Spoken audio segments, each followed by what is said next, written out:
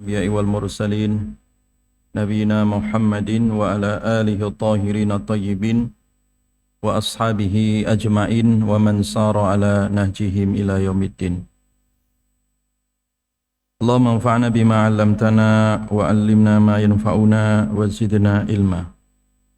اللهم إنا نسألك علما نافعا ورزقا طيبا وعملا متقبلا.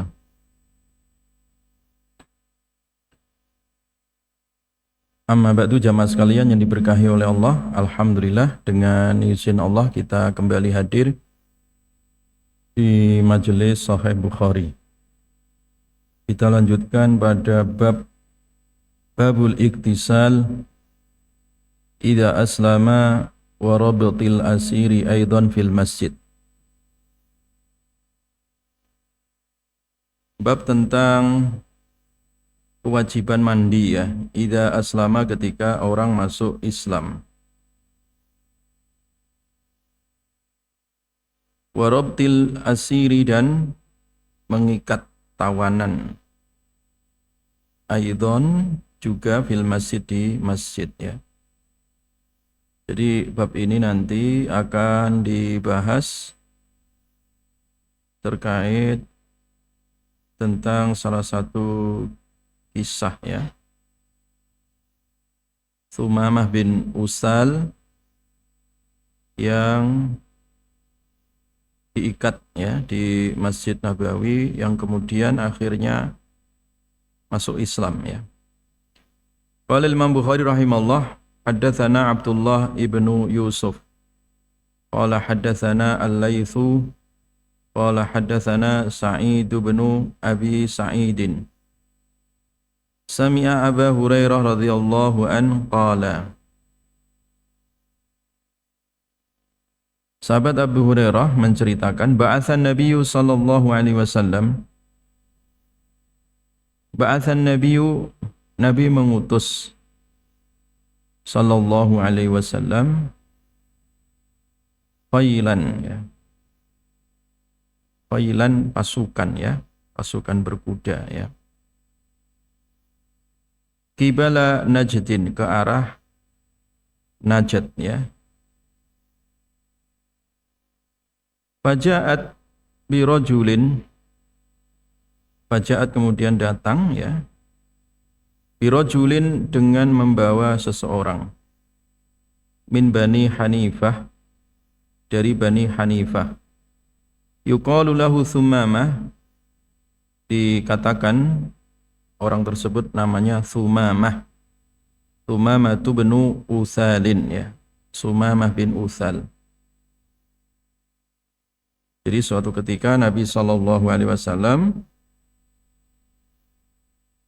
memerintahkan ya pasukan untuk bergerak ya, dan hasilnya mendapat satu tawanan ya, ada tawanan yang bernama Tsumamah bin Usal ya. Kemudian dibawalah Tsumamah ini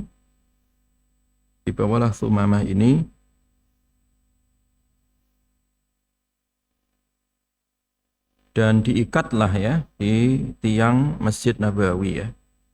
Farabatuhu bisariyatin min sawari al-masjid. Kemudian mereka mengikat Tsumamah tadi di tiang masjid ya, dari tiang-tiang Masjid Nabawi. Fa kharaja ilaihi Nabiyyu sallallahu alaihi wasallam. Kemudian keluarlah Nabi sallallahu alaihi wasallam. Faqala, kemudian Nabi sallallahu alaihi wasallam bersabda, atliku Tsumamah, lepaskan Tsumamah, lepaskanlah kalian, atliku, lepaskanlah kalian Tsumamah. Fantalaqa ila nakhlin qaribin minal masjid.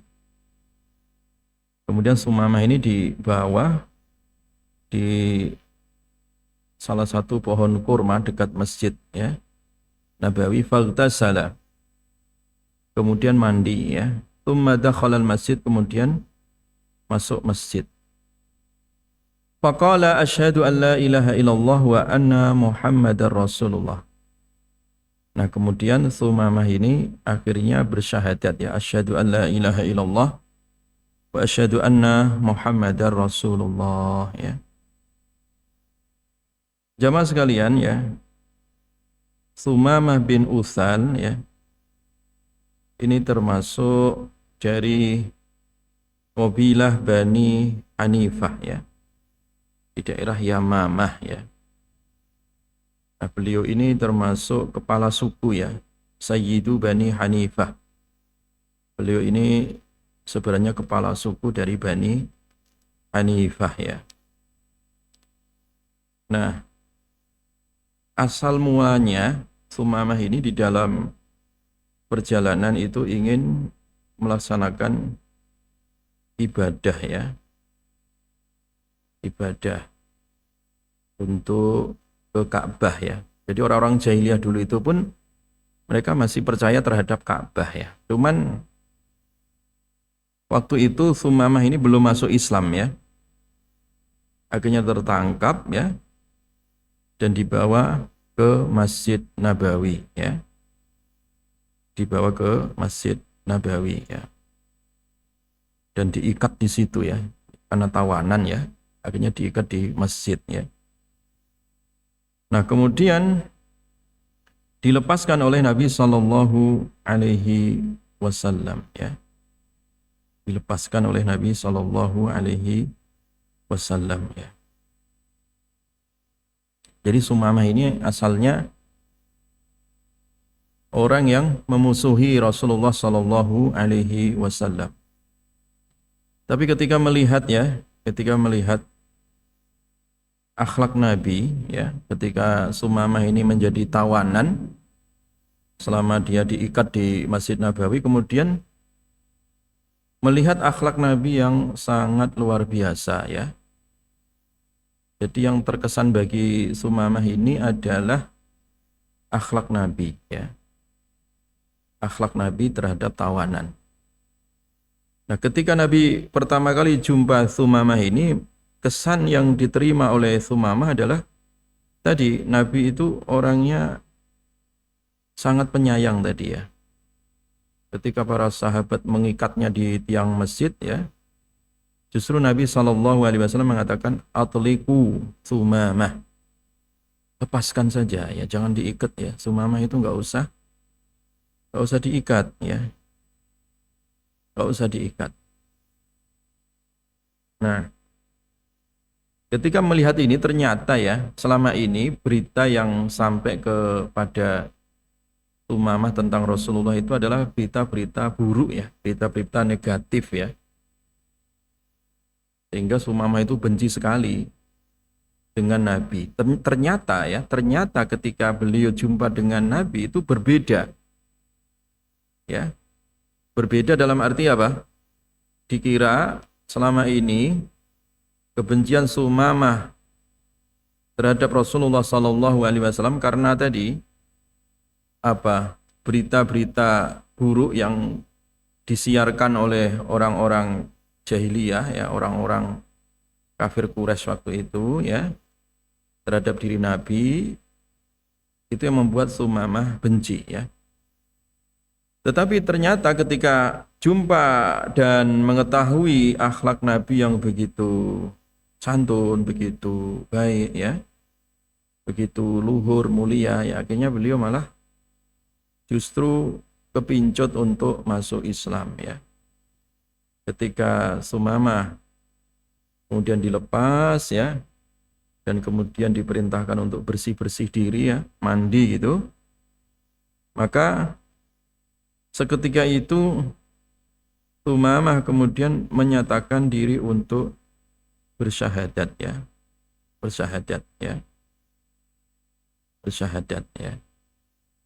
Asyhadu an la ilaha illallah wa asyhadu anna Muhammadar Rasulullah ya. Dan setelah masuk Islam ya, beliau mengatakan, ya Muhammad, wallahi ma kana 'alal ardi wajhun abghadu ilayya min wajhika. faqad asbaha wajhuka ahabbal al-wujuh ilayya. Wahai Muhammad, sesungguhnya orang yang paling aku benci di muka bumi ini sebenarnya adalah engkau. Tetapi setelah aku melihat engkau, justru adalah wajah yang paling aku cintai di muka bumi ini, ya. Jadi ini berubah drastis ya, yang asalnya memusuhi Nabi Shallallahu Alaihi Wasallam, akhirnya Sumamah ini malah kemudian jatuh cinta terhadap Islam ya, terhadap akhlak yang diajarkan oleh Nabi Shallallahu Alaihi Wasallam ya.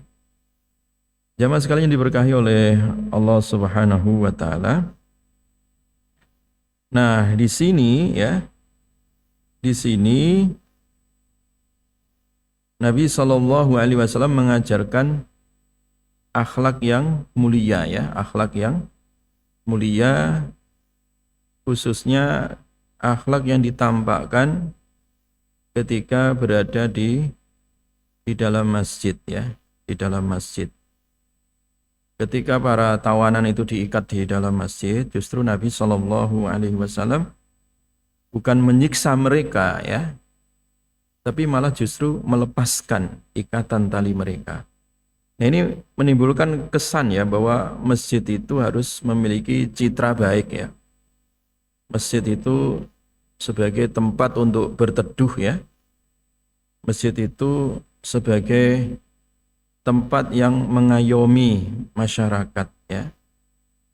Sehingga Sumamah pun ketika kebenciannya kepada Rasulullah SAW selama ini kemudian luntur ya, berubah menjadi kecintaan kepada Rasulullah SAW ya. Dan Sumamah waktu itu ya belum masuk Islam ya, belum apa? Masuk Islam, tetapi dibawa ke masjid. Nah, ini juga mengandung hukum ya, apakah boleh orang kafir itu masuk ke dalam masjid. Maka para ulama membolehkan orang kafir masuk masjid kalau tujuannya untuk maslahat ya. Tujuannya untuk apa? Maslahat ya, untuk hajat ya, untuk maslahat ya. Jadi untuk mendakwahi ya, bukan sebaliknya ya. Bukan sebaliknya. Jadi tadi Sumamah tadi itu dibawa ke masjid itu tujuannya untuk didakwahi oleh Nabi dengan akhlak ya, sehingga masuk Islam. Bukan sebaliknya ya. Jangan mengundang orang kafir ke masjid untuk ceramah. Nah itu yang nggak boleh. Ya, nggak boleh. Misalkan orang kafir disuruh khutbah ya nggak sah.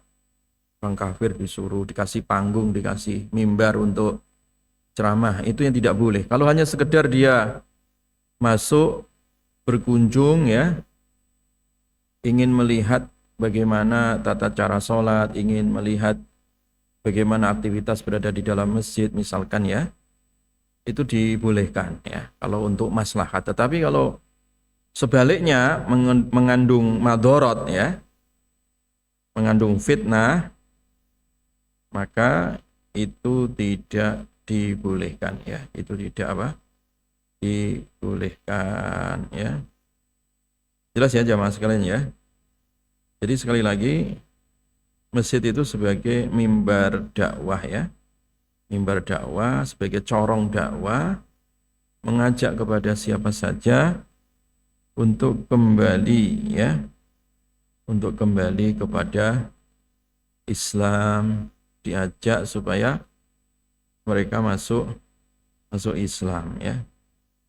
Ini jamaah sekalian ya, bahwa di dalam kehidupan dakwah Islamiyah itu yang diajak itu tidak hanya sesama umat Islam ya, tapi juga orang-orang di luar Islam itu wajib kita untuk mendakwahinya ya, mengajak ke dalam kebaikan. Nah, umat di luar Islam, umat di luar sana itu melihat Islam itu dari akhlak ya, perilaku gitu ya.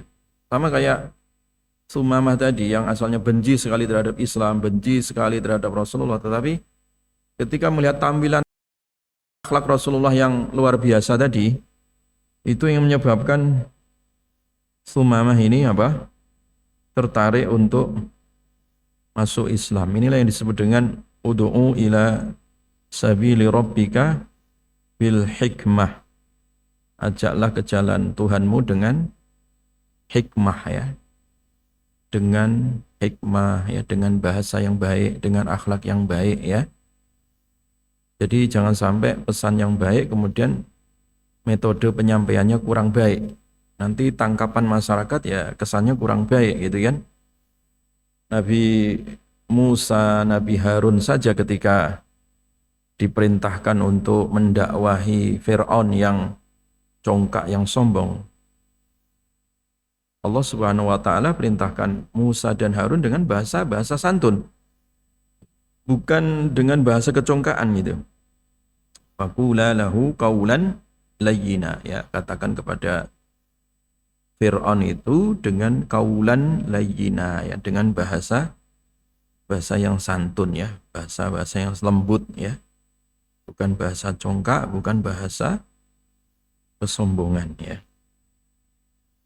Tapi ahibatibillah yang diberkahi oleh Allah Subhanahu wa taala ya. Nah, kemudian hadis yang berikutnya, babul khaymah fil masjid. Bab bolehnya memasang tenda ya, khaymah ya, fil masjid, di dalam masjid. Jadi dulu itu di Masjid Nabawi itu memang belum ada atap ya. Belum ada atap. Ada atap itu hanya pinggir-pinggiran saja ya, untuk apa? Pemondokan sahabat-sahabat muhajirin yang hijrah, yang enggak ada rumah ya. Jadi jangan dibayangkan kayak Masjid Nabawi yang sekarang yang begitu megah indah ya. Dulu sangat sederhana ya. Nah, ini kasusnya bab tentang memasang tenda atau kemah ya, fil masjidi, di dalam masjid, lil mardha, bagi orang yang sakit ya, lil mardha, bagi orang yang sakit ya, wa ghairihim, dan selain mereka orang-orang yang sakit ya. Jadi boleh ya memasang tenda di dalam masjid untuk memfasilitasi orang-orang yang sakit ya. Itu dulu ya.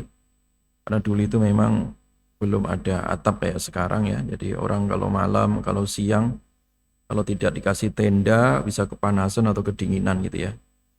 Makanya Nabi memasangkan tenda ya untuk Sa'ad bin Mu'adz nanti ya. Qala Imam Bukhari rahimahullah, haddatsana Zakaria ibnu Yahya. Qala haddatsana Abdullah ibnu Numairin qala haddatsana Hisham an abihi an Aisyah qalat usiba Sa'dun yaumal Khandaq. Usiba, tertimpa ya, Sa'dun, sahabat Sa'ad ya, Sa'ad bin Mu'adz ya, yaumal Khandaq, pada perang Khandaq ya. Jadi ketika perang Khandaq ini sahabat Sa'ad bin Mu'adz ya itu terluka parah ya. Fil akhali, jadi di lengannya itu terkena luka ya, dan luka yang lainnya tentunya ya. Nah, kemudian fadharaban Nabi sallallahu alaihi wasallam, kemudian Nabi mendirikan ya, membuatkan ya untuk saat ini, untuk Sa'ad bin Mu'adz tadi, khaymatan, tenda, fil masjid, di masjid, liya'udahu min qaribin, supaya Nabi bisa menjenguknya ya, merawatnya ya, min qaribin, dari dekat ya. Jadi ini salah satu perhatian Nabi sallallahu alaihi wasallam ya. Jadi ketika sahabat Sa'ad bin Mu'adz ini terluka parah dalam peristiwa perang Khandaq ya, itu beliau dirawat oleh Rasulullah di masjid ya. Artinya apa di sini? Masjid itu sebenarnya juga tidak hanya tempat fasilitas untuk sholat, tapi juga fasilitas untuk kesehatan ya. Karena waktu itu ya nggak ada rumah sakit ya. Rumah sakitnya ya di masjid ya. Masjid itu ya tempat sholat, ya tempat orang sakit juga ya. Dan menjadi rumah sakit sementara ya. Walaupun fasilitasnya sangat terbatas ya. Nabi menyediakan tenda untuk merawat sahabat Sa'ad bin Mu'adz ini ya. Dia terluka parah itu ya. Nah, sampai ya dikisahkan sahabat Mu'adz ini sampai berdoa ya kepada Allah, Allahumma in kunta qad abqaita min harbi Quraisy fa abqani laha. Fa innahu la qauma ahab ilayya an ujahid min qaumin adhu rasulik wa kadzabuhu wa akhraju. Jadi Sa'ad bin Mu'adz ini adalah orang yang sangat cinta ya untuk membela Rasulullah dan agama risalah yang dibawa oleh Rasulullah. Beliau itu mati-matian ya membela Rasulullah dan Islam itu. Jangan sampai orang-orang kafir, khususnya orang-orang Yahudi yang mencoba ya melawan Nabi SAW di Madinah waktu itu ya, yang didukung oleh orang-orang kafir Quraisy jahiliyah waktu itu. Jadi perang Khandaq ini kan kolaborasi kekuatan ya kafir Quraisy dengan orang-orang Yahudi yang tersisa di Madinah ya. Makanya doanya Sa'ad bin Mu'adz ini, ya Allah kalau memang engkau masih memberikan kepadaku umur panjang ya, saya akan siaga untuk jihad ya. Ujahid an ujahida min qaumin adzau rasulik. Saya akan siaga jihad memerangi kaum siapa saja yang mereka menyakiti Rasulmu. Wa kadzabuhu, dan mereka mendustakan Rasulmu. Wa akhrajuhu, dan mereka mengusir Rasulmu ya. Jadi itu doanya Sa'ad bin Mu'adz. Tapi ya Allah kalau memang ini adalah kesempatan terakhir ya, jadikanlah ini sebagai syahadah, mati syahid fi sabilika, di jalanmu ya. Jadi doanya seperti itu ya Sa'ad bin Mu'adz ini ya. Jadi kalau memang sudah selesai perangnya, maka matikanlah aku dalam keadaan apa? Syahid ya. Dan itu menang memang ya. Akhirnya kan diputuskan ya bahwa kemenangan di dalam perang Khandaq ini di tangan kaum muslimin ya. Akhirnya orang-orang Yahudi dan orang-orang kafir Bani Quraidah ya. Dan Sa'ad bin Mu'adz ini memang salah satu sayyidul kaum ya, pembesar Madinah waktu itu ya. Nah, ketika Rasulullah sallallahu alaihi wasallam berkata kepada Sa'ad bin Mu'adz, "Uhkum ya Sa'ad fi Bani Quraidah." Jadi Nabi meminta, Sa'ad, bagaimana pendapatmu tentang Bani Quraidah tadi ya, yang berkhianat ya kepada Rasulullah sallallahu alaihi wasallam. Maka kata Sa'ad bin Mu'adz, "Inni ara an yuqtal." Ya Rasulullah, saya melihat ini orang-orang Bani Quraidah ini semuanya harus dihukum pancung ya, dihukum mati itu ya, karena itu pengkhianat ya. Ya. Makanya Nabi Shallallahu Alaihi Wasallam kemudian mengatakan Allahu Akbar ya. Laqad hakamta bihukmillah ya. Dan Nabi diberikan wahyu bahwa engkau benar wahai Sa'ad, engkau telah berhukum dengan hukumnya Allah Subhanahu Wa Taala dan hukum Rasulnya ya. Jadi akhirnya ya pengkhianat-pengkhianat dari persekongkolan orang-orang kafir Quraisy dan orang-orang Yahudi Bani Quraidah itu semuanya dihukum mati ya, dan para pengkhianat semua itu dihukum mati ya, sehingga sudah tidak ada lagi para pengkhianat dari Bani Quraidah ya.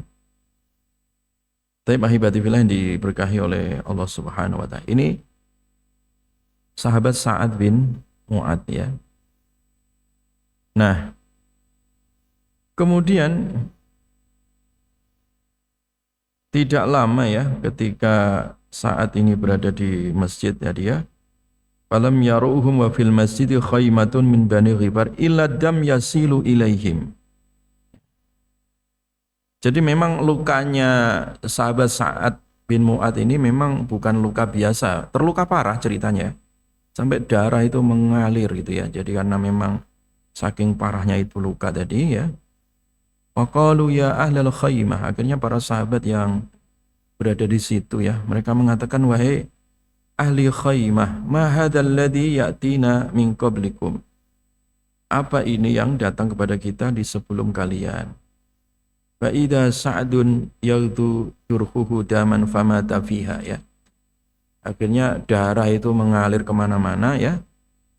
Para sahabat yang di situ, ini darah siapa ya? Ternyata paginya dilihat itu darahnya Sa'ad bin Mu'ad ya, dan beliau wafat tadi setelah menghukum ya dari seluruh pengkhianat dari Bani apa? Quraidah ya. Jadi memang orang-orang Yahudi sudah tidak ada lagi diizinkan untuk tinggal di Madinah ya, karena memang sampai kiamat yang namanya Yahudi itu pengkhianat ya. Rasulullah pun dikhianati ya, apalagi Yahudi zaman sekarang, Zionis. Jadi nggak bisa dipercaya sejak dulu. Makanya Sa'ad bin Mu'ad itu memutuskan tidak ada ampun ya untuk orang-orang Yahudi ini ya. Pengkhianat itu dihabiskan semua gitu. Ya. Dan ketika Sa'ad bin Mu'ad memiliki pendapat seperti itu, Rasulullah SAW mendapati wahyu bahwa hukum yang dikemukakan oleh Sa'ad bin Mu'ad itu telah cocok dengan hukumnya Allah dan hukumnya Rasulullah Sallallahu Alaihi Wasallam ya. Dan akhirnya tadi setelah itu tidak jarak waktu lama Sa'ad bin Mu'ad kemudian apa? Meninggal dunia ya, dan termasuk goncang ya arasnya, Arsyur Rahman ya, dan dibuka itu pintu-pintu langit ya. Dan ada 70.000 malaikat ya yang mengawal ya kematiannya atau syahidnya Sa'ad bin Mu'ad ya. Ya. Padahal usia Sa'ad bin Mu'ad itu belum tua ya. Sittah wa thalathin ya, aman. Usianya itu masih relatif muda, 36 tahun ya. 36 tahun tetapi sudah menjadi Sayyidul Qaum ya, menjadi pemimpin besar di Madinah. Dan seorang mujahid kesatria yang syahid, yang kesyahidannya tadi itu dikawal 70.000 ya malaikat ya, dikawal ya. Nabi SAW menjelaskan ya bagaimana Sa'ad bin Mu'ad tadi itu ya, kematiannya itu tadi disaksikan dikawal 70.000 apa malaikat ya. Baik, jamaah sekalian yang diberkahi oleh Allah Subhanahu wa taala. Jadi dari sini ya, dari sini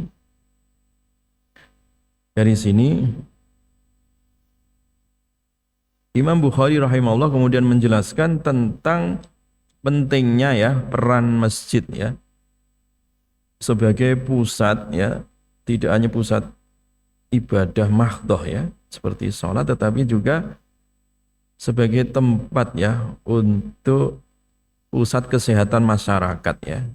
Jadi Nabi SAW mendirikan tenda tadi di Masjid Nabawi itu tujuannya untuk merawat apa? Orang yang sakit ya, termasuk salah satunya adalah sahabat Sa'ad bin Mu'ad ya, Sa'ad bin Mu'ad ya.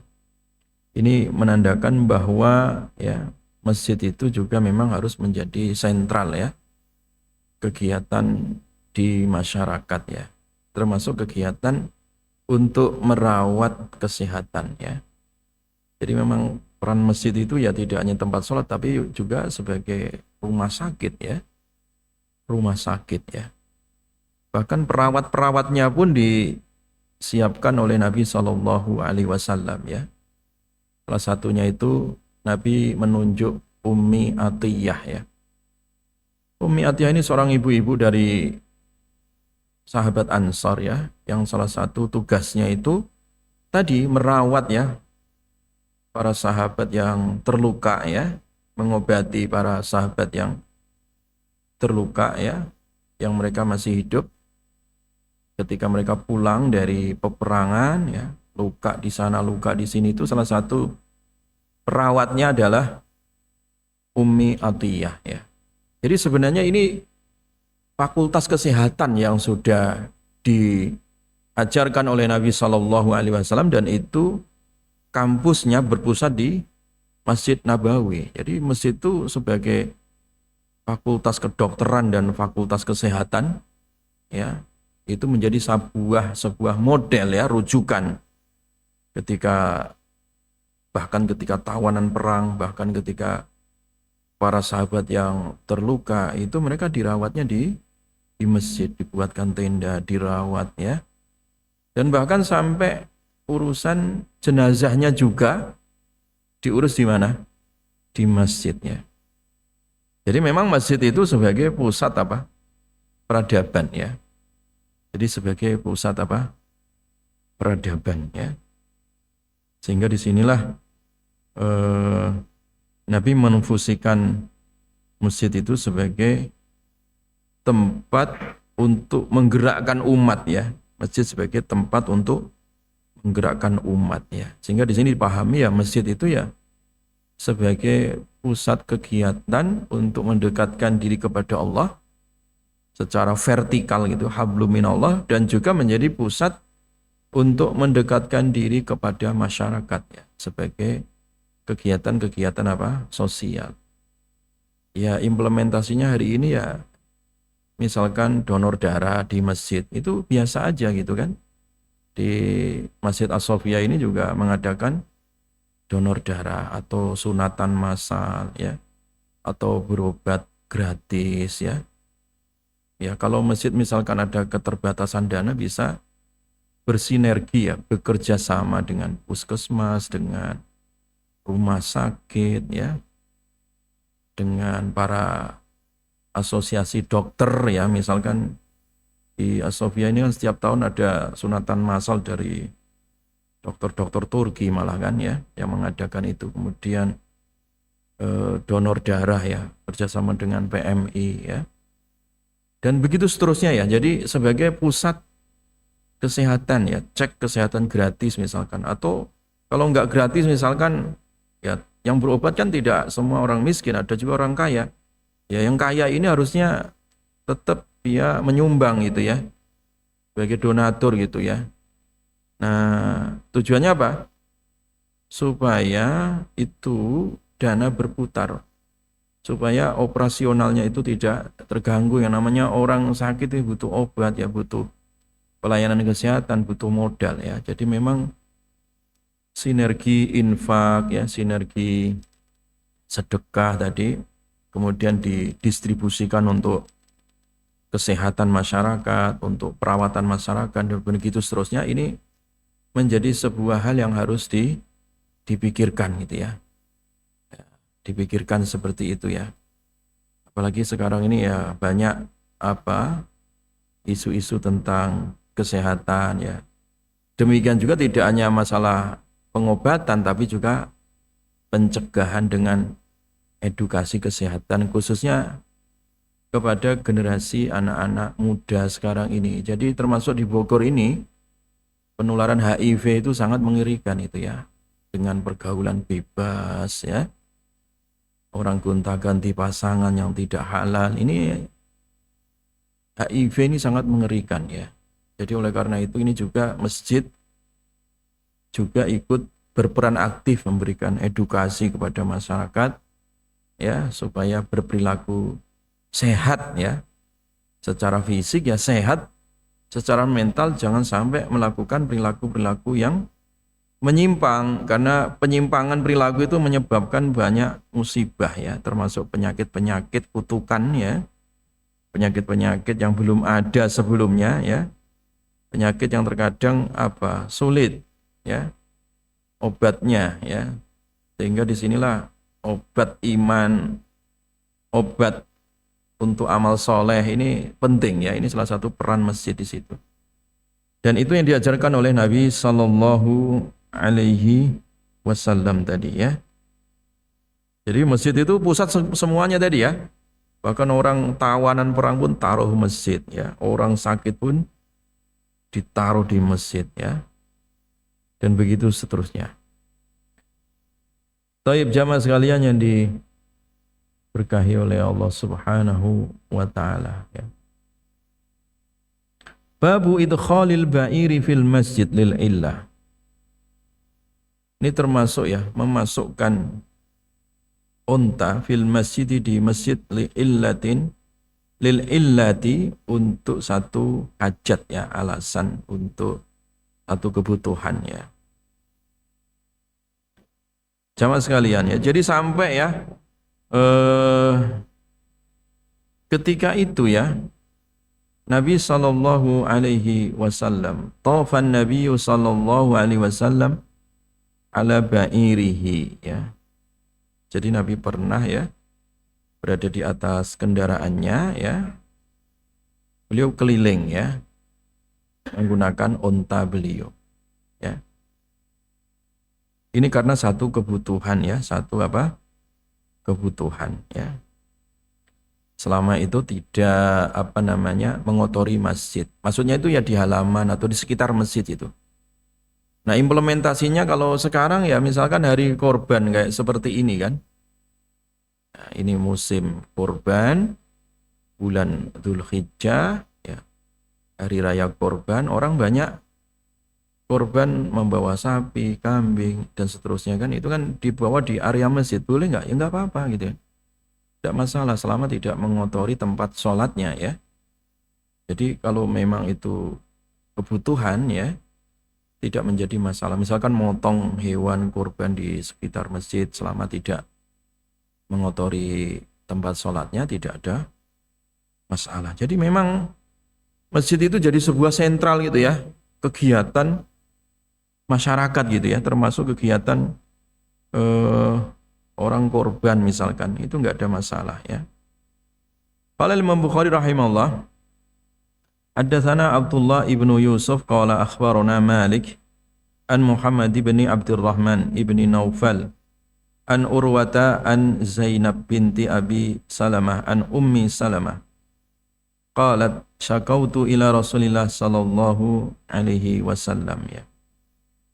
Dari Ummi Salamah ya, aku syakautu ya, aku curhat ya, ila Rasulillah sallallahu alaihi wasallam, kepada Rasulullah sallallahu alaihi wasallam, anni ashtaki, anni sesungguhnya aku, ashtaki melaporkan sesuatu ya, ada sesuatu ya ingin disampaikan ya. Qala, kemudian Nabi sallallahu alaihi wasallam beliau mengatakan, tufi min wara'in nas ya,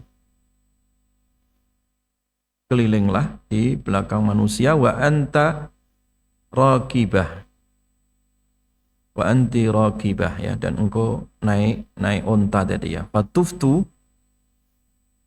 kemudian aku berkeliling itu ya, wa Rasulullah sallallahu alaihi wasallam, dan Rasulullah sallallahu alaihi wasallam yusalli, beliau salat ila jambil baiti ya, di sisi rumah ya. Yaqra'u, beliau membaca ya, bituri dengan surat At-Tur, wa kitabim mastur ya. Jadi hadis ini jamaah sekalian ya, jamaah sekalian yang diberkahi oleh Allah Subhanahu wa taala, bahwa kegiatan di masjid ya, termasuk tadi Nabi SAW dan juga Ummi Salamah tadi ya, diizinkan untuk naik unta ya, atau naik kendaraan dan berputar tadi ya, itu adalah untuk hajah ya, untuk kebutuhan ya, tanpa harus mengotori masjid ya. Jadi tanpa harus mengotori masjid ya. Jadi oleh karena itu ya, di sini artinya Nabi Shallallahu Alaihi Wasallam mentoleransi kegiatan apa saja ya di dalam masjid tadi, selama itu mengandung apa? Maslahat ya. Selama itu mengandung apa? Maslahat. Selama itu maslahat, maka tidak boleh dilarang ya. Tidak boleh dilarang ya. Jadi artinya siapapun ya bisa memanfaatkan ya, bisa memanfaatkan masjid itu untuk berbagai macam kegiatan ya. Selama kegiatan-kegiatan tadi itu mengandung apa? Maslahah ya. Maslahah kebaikan dan ada unsur ya dakwah Islamiyahnya ya. Jadi masjid itu ya tidak hanya sebagai tempat sholat ya, tetapi juga sebagai penggerak ya, penggerak semua aktivitas masyarakat ya. Baik itu penggerak dari sisi gerakan ekonomi berbasis masjid ya, gerakan kesehatan berbasis masjid ya, gerakan pendidikan berbasis masjid, termasuk gerakan politik gitu ya.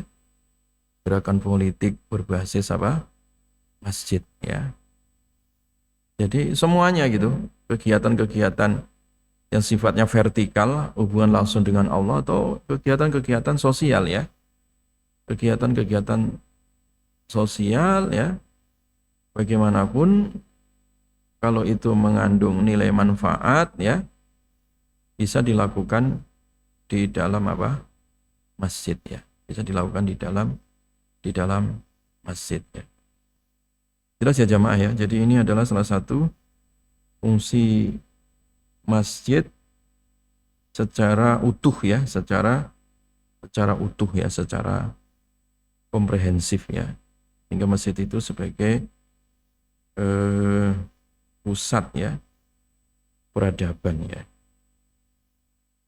Kalau seandainya masjid di Indonesia yang terbanyak ya, ini dimanfaatkan secara maksimal ya, itu sangat luar biasa kan. Indonesia ini kan kaum musliminnya terbanyak di dunia ya kan. Jumlah masjidnya juga terbanyak apa? Di dunia ya. Jadi hampir 1 juta masjid ya, hampir 1 juta masjid ya di Indonesia ini ya. Kalau 1 juta masjid ini dimanfaatkan secara produktif ya, secara maksimal, itu saya kira tidak ada masalah-masalah kehidupan, khususnya masalah sosial yang tidak terselesaikan ya. Jadi 1 juta masjid yang ada di Indonesia ini kalau dimanfaatkan dan sesuai fungsinya gitu baik fungsi vertikal maupun sosial tadi, itu bisa menjadi pusat ya peradaban bagi masyarakat, pusat ekonomi ya, pusat dakwah ya, pusat pendidikan, pusat kesehatan, dan pusat-pusat yang lainnya, termasuk dulu ketika orang terjadi pertengkaran di rumah tangga, kemudian mereka tidak masak ya, atau mereka krisis gitu ya, datangnya juga ke masjid ya. Masjid itu memberikan solusi dari berbagai macam problematika apa? Keumatan ya. Menjadi solusi dari berbagai macam problematika keumatan ya. Taib, saya kira itu dulu ya. Barangkali ada pertanyaan dari jamaah.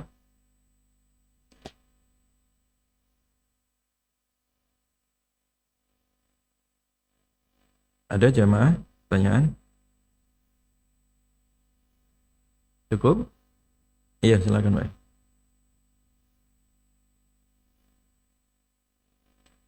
Salam.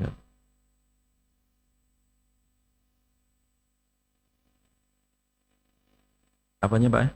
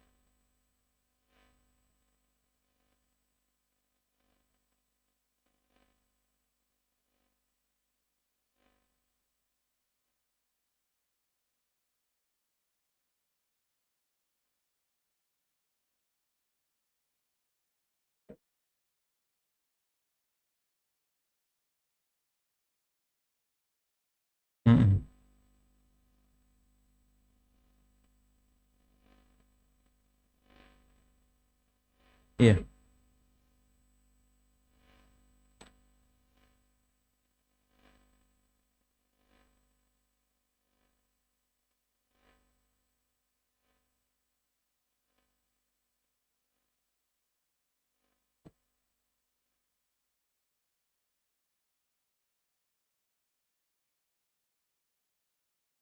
Baik, jadi memang di Indonesia ini sudah ada ya standarisasi masjid itu di bawah DMI ya. Jadi DMI itu Dewan Masjid Indonesia ya. Dan DMI ini juga bergabung di MUI ya, di Dewan Pertimbangan Majelis Ulama Indonesia ya.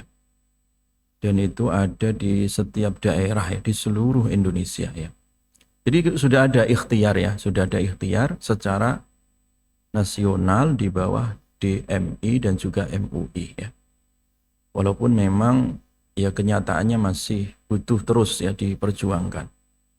Dan untuk wilayah Bogor sendiri ya, bersama BKSPPI, Badan Kerjasama Pondok Pesantren Indonesia itu, kita punya Sajid namanya ya. Jadi Sajid itu mewadai forum untuk DKM masjid ya di seluruh Bogor ini. Dan setiap pekan kedua ya, setiap hari Sabtu itu ada pengajian khusus untuk para DKM mengkaji dari semua tadi. Tidak hanya sentral untuk ibadah vertikal tapi juga bagaimana menghidupkan ekonomi berbasis masjid, pendidikan berbasis masjid. Itu setiap pekan kedua jamaah ya, setiap hari Sabtu. Silahkan ya pengurus-pengurus masjid khususnya dan jamaah bisa hadir ya di Universitas Ibnu Khaldun. Itu difasilitasi oleh teman-teman di BKSPPI dan forum Sajid tadi ya.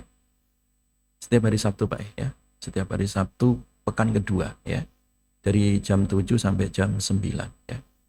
Itu dipimpin langsung nanti kajiannya dengan para pakar dan dimotori oleh Profesor Dr. Kiai Haji Didin Hafiduddin ya. Beliau juga sebagai wakil Majelis Pertimbangan MUI Pusat ya.